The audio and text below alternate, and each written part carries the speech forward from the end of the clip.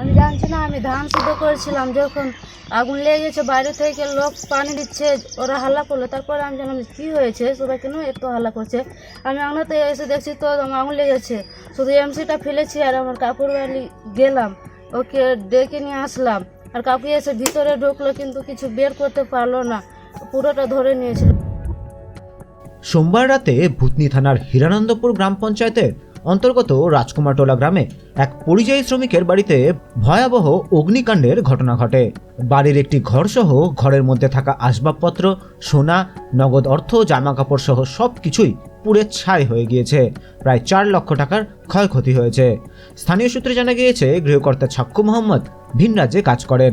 তার স্ত্রী 2 সন্তানকে নিয়ে ওই বাড়িতেই থাকতেন। সামনে রয়েছে ছাক্কুবাবুর মেয়ে চঞ্চলা মাহাতোর বিয়ে, তাই মেয়ের বিয়ের জন্য বাড়িতে রাখা ছিল নগদ অর্থ এবং গয়না। সেই সবকিছুই পুড়ে ছাই হয়ে গিয়েছে। শর্ট সার্কিট থেকেই এই অগ্নিকাণ্ড বলে প্রাথমিকভাবে অনুমান করা হচ্ছে।